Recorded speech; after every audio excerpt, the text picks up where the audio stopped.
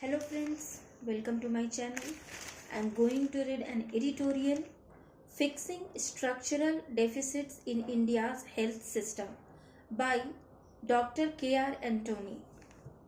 On March 11, 2026, the Minister of State for Health, Anupriya Patel, informed Parliament that 43 new medical colleges have been established and 11,682 MBBS seats along with 8,967 postgraduate seats have been approved for the 2025 to 2026 academic year. Will this address India's problem of non-availability of doctors in the public health system?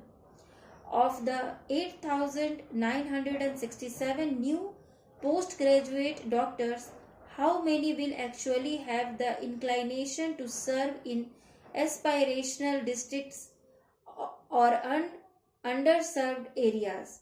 Of the 43 newly sanctioned medical colleges, only 8 are under state governments, 8 are in the employees' state insurance sector, and 27 are in the private sector.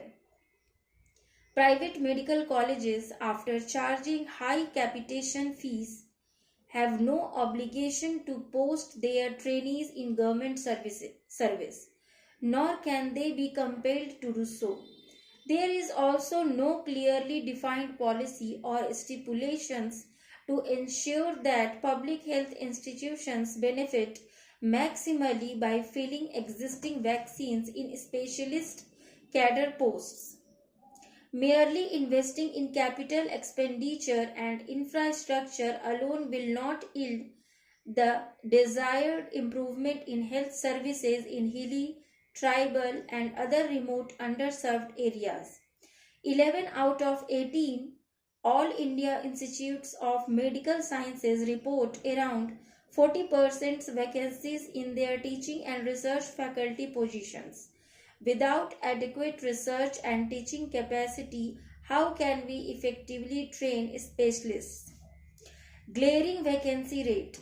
According to the Health Dynamics of India 2022 to 2023 report, the vacancy rate in 5,491 rural community health centers across 757 districts in India is 79.9%, with only 4,413 specialists available against a requirement of 21,964.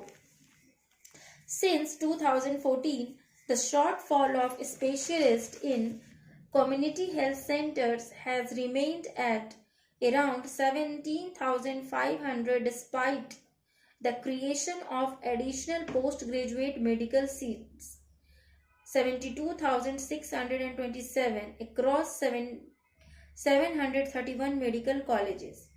Newly graduate specialists are often unwilling to work in remote and underserved areas due to inadequate facilities, including lack of equipment, decent staff quarters, schools for their children, and adequate peer medical support.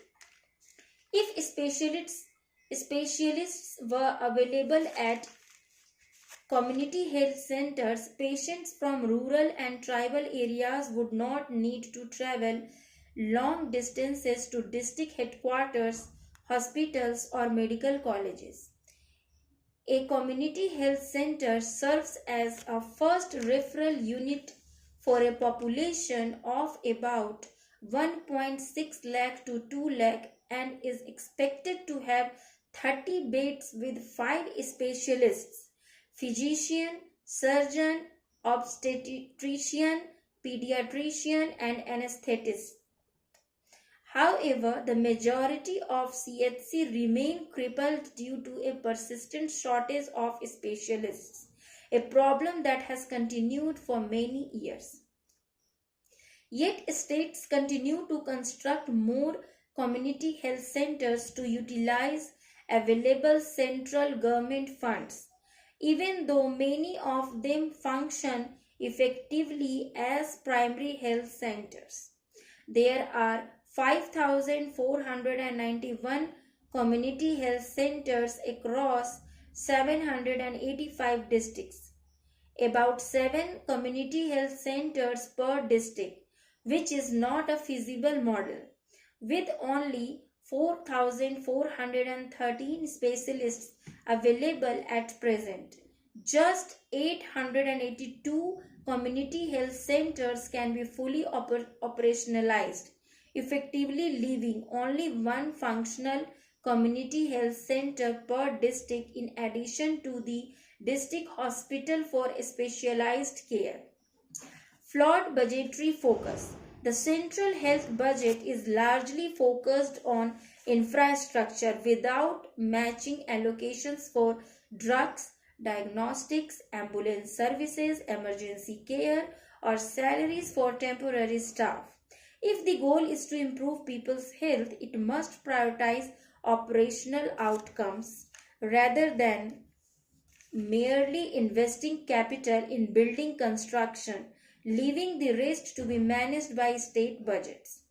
How do we manage better with what we have in hand?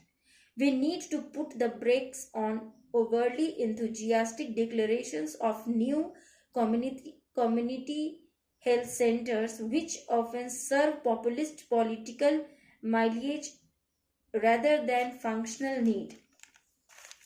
Classify all primary health centers and community health centers into normal, difficult, and most difficult areas based on defined criteria, as was done in Chhattisgarh under the Rural Medical Corps scheme.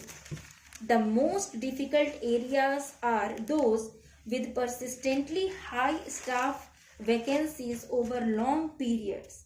Introduce special incentives such as additional compensatory financial allowances, priority for postgraduate seats, staff quarters, and quality schooling facilities for children, among others. Additional steps to take. Hereafter, all government-sponsored postgraduate seat allocations must be linked to existing vacancies in CHCs or district hospitals.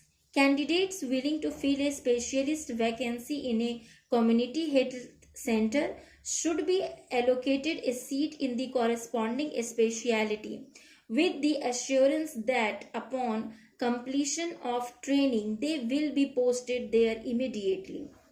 Conversely, aspirant doctors must provide an undertaking to serve in the designated government facility first. Priority may be given to those who commit to a 10-year service bond in difficult area community health centers, along with additional incentives under the National Health Mission. We must strictly follow an all or none principle in posting specialists. Either all 5 specialists are placed in a community health center or none at all, avoiding piecemeal deployment or the dilution of services by spreading specialists too thinly. Urgent construction of staff quarters and renovation of operation theatres, labor rooms, intensive care units, and 24-hour emergency units must be undertaken in such community health centers, which may number 2 or 3 per district. Similar undertakings and postgraduate training can be awarded to nurses willing to serve in remote needy areas. When adequate specialists are posted as a team at the sub-district or town level, the image of government hospitals improves in the public eye. The workload is better distributed and optimal sharing reduces stress on doctors on duty. Interpersonal communication with patients also improves. This in turn enhances patient satisfaction and reduces conflicts between the public and doctors and other health staff.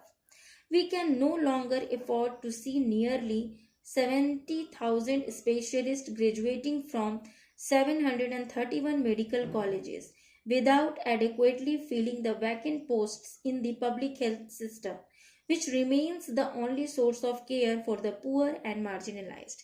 Thank you for listening.